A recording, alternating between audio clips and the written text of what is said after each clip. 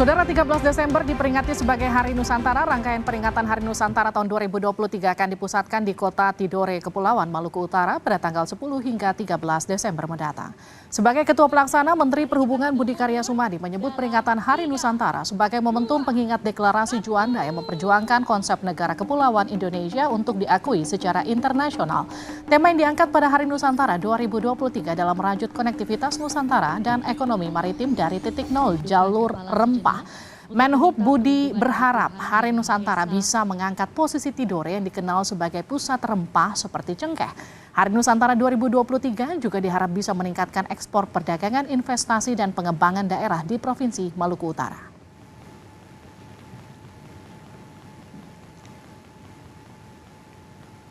Kita akan melaksanakannya itu pada tanggal 13 Desember di 2023 dan kita mulai dengan 10 Desember Pemda mengadakan acara-acara UKM yang untuk masyarakat setempat.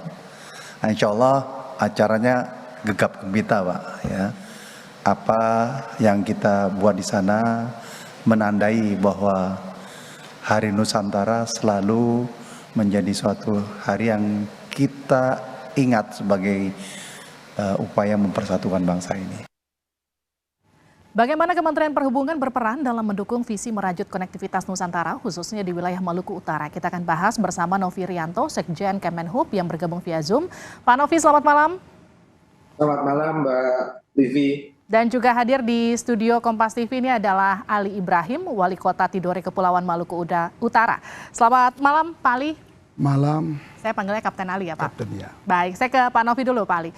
Pak Novi, bagaimana Kementerian Perhubungan berperan dalam merajut visi konektivitas Nusantara dan memajukan ekonomi maritim, terutama dari perspektif transportasi? Selamat malam, Mbak Livi. Sekali lagi, sebagai negara kepulauan terbesar di dunia, kita sekitar 17.000 pulau, Indonesia membutuhkan transportasi laut yang andal untuk menghubungkan antara wilayah di Indonesia, baik untuk pergerakan manusia maupun logistik. Untuk itu, peran transportasi sangat penting dalam menghubungkan antar wilayah yang di ujungnya mempersatukan Indonesia.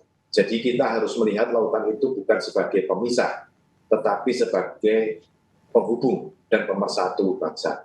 Untuk itu, berbagai pembangunan infrastruktur sarana dan prasarana transportasi laut terus kami lakukan. Misalnya pembangunan pelabuhan, kemudian kapal, maupun penyediaan tol laut untuk melancarkan distribusi logistik hingga ke pelosok daerah.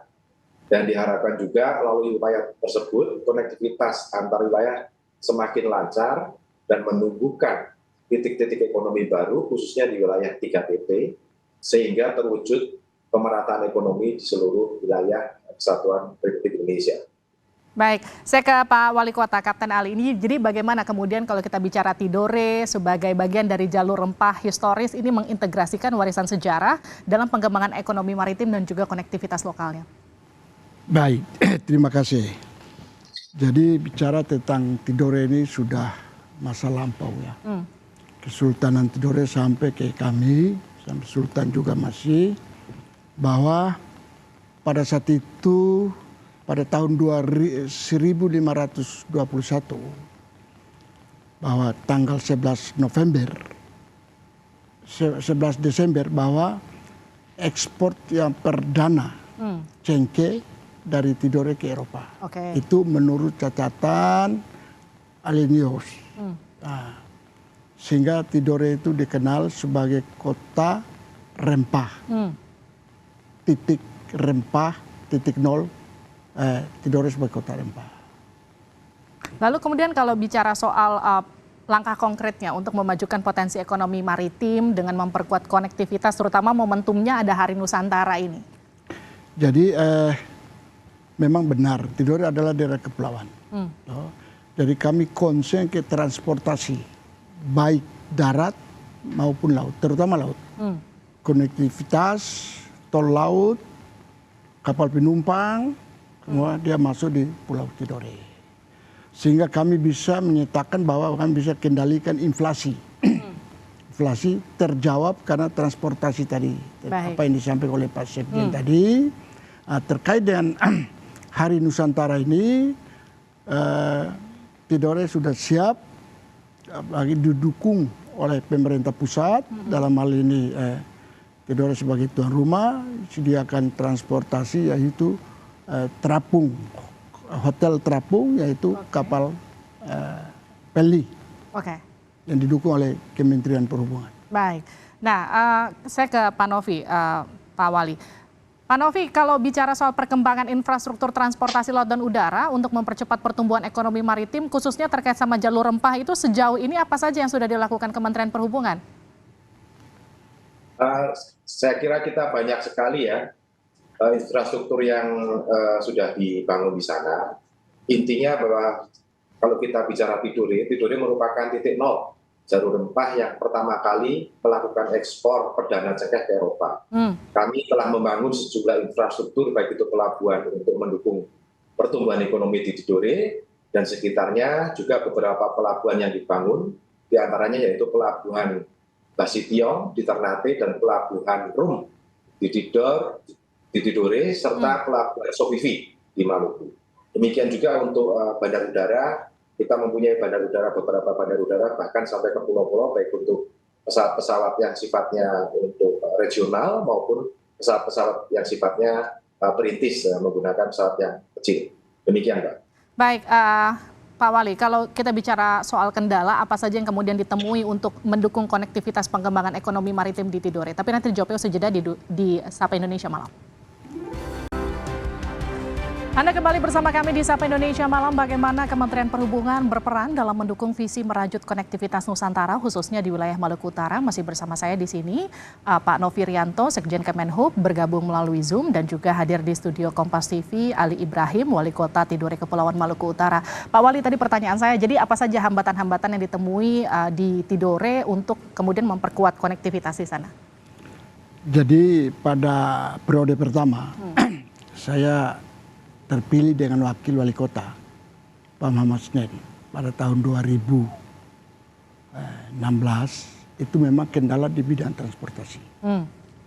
Itu kendala utama. Namun pada perjalanan kami minta kepada Pak Menteri bahwa tolong dukungan untuk transportasi, terutama transportasi laut. Oke. Nah, dengan kapal penumpang. Alhamdulillah sehingga saat ini transportasi laut itu sangat lancar, baik kapal, muatan dan penumpang. Oke. Itu kira-kira. Jadi sudah ada progres yang luar biasa. Luar biasa, termasuk fasilitas pelabuhan. Itu adalah langkah konkret yang kemudian dilakukan oleh Kementerian Perhubungan. Kementerian Perhubungan. Khususnya untuk Kota Tidore ya Pak Wali ya. Pak Novi, kalau dalam konteks Hari Nusantara, ada proyek strategiskah yang kemudian diperkenalkan untuk memperkuat konektivitas yang mendukung ekonomi maritim di sana?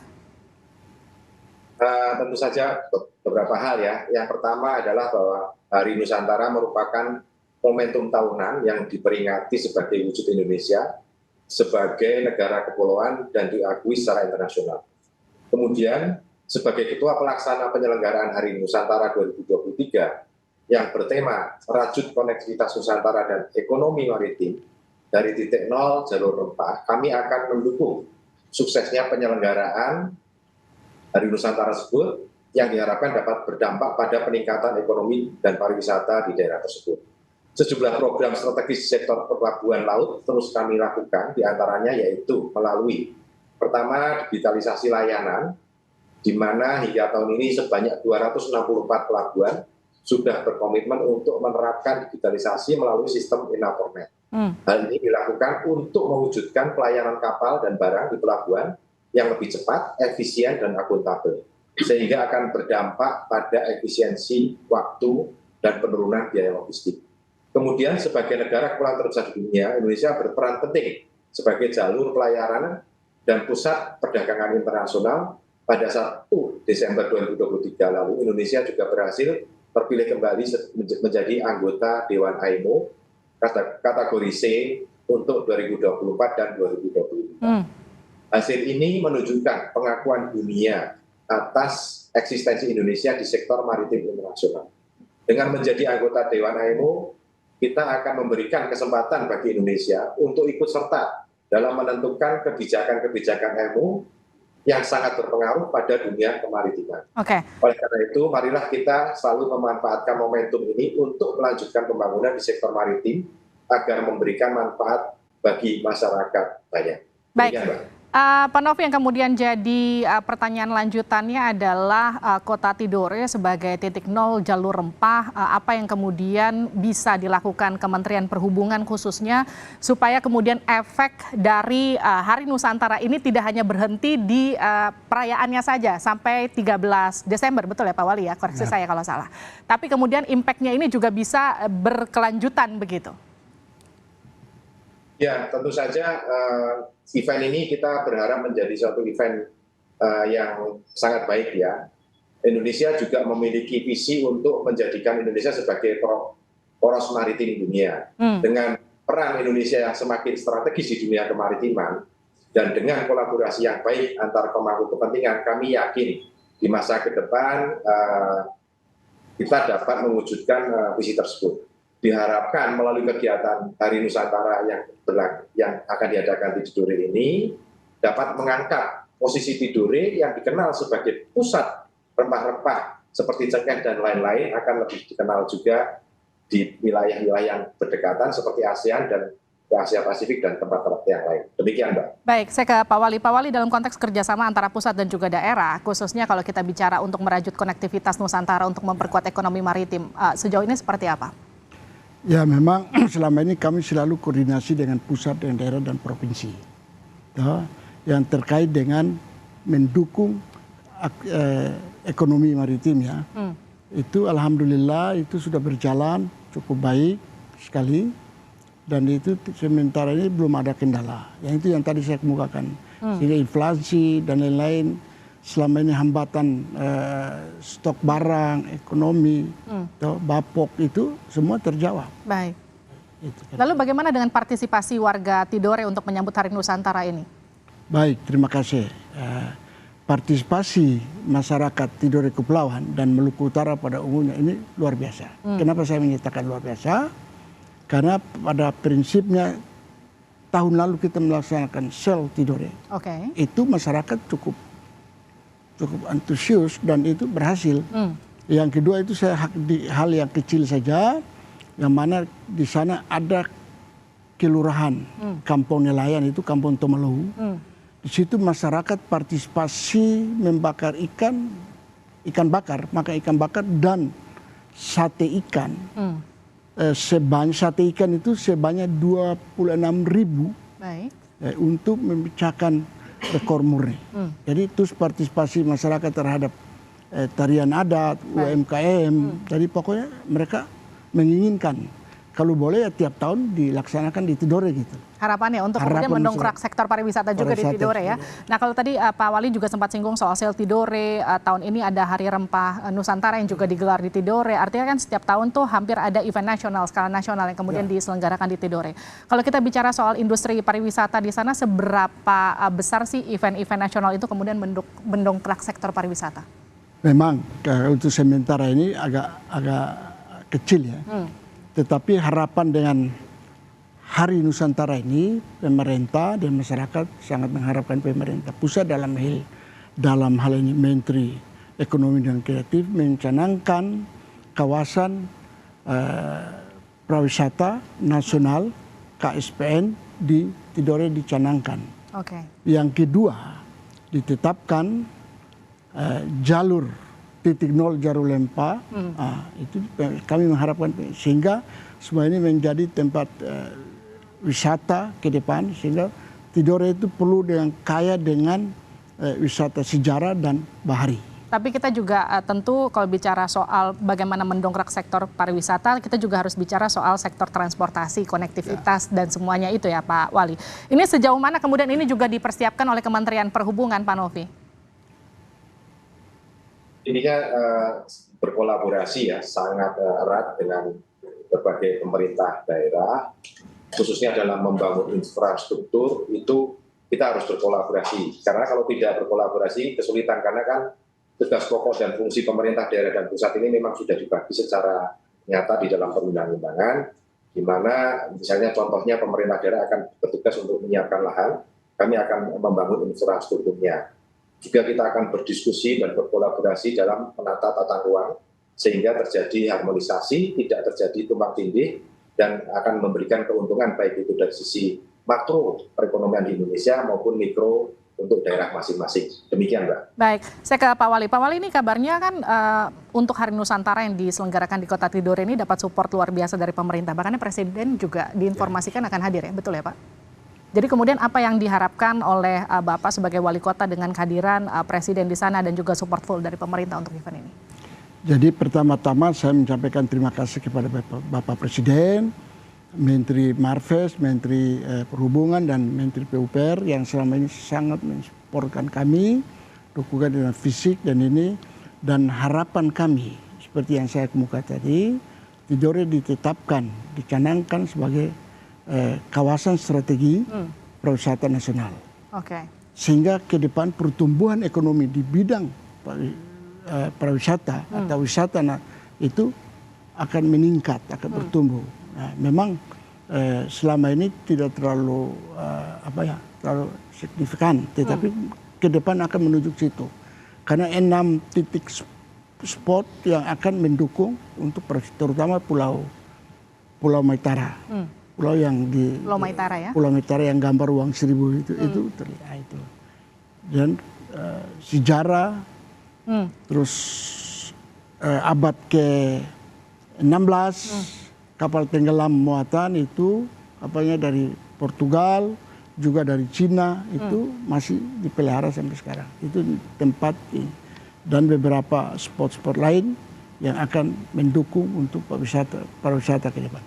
Oke, Pak Novi, kalau kita bicara ini pertanyaan terakhir untuk Anda, setelah kemudian penyelenggaraan Hari Nusantara, ke depannya harapan seperti apa untuk impact yang akan terjadi di Kepulauan Tidore nantinya? Jadi kami sangat berharap bahwa kolaborasi dengan pemerintah daerah ini dapat berjalan terus ke depan, terutama terhadap semua fasilitas infrastruktur, baik itu untuk sarana dan prasarana.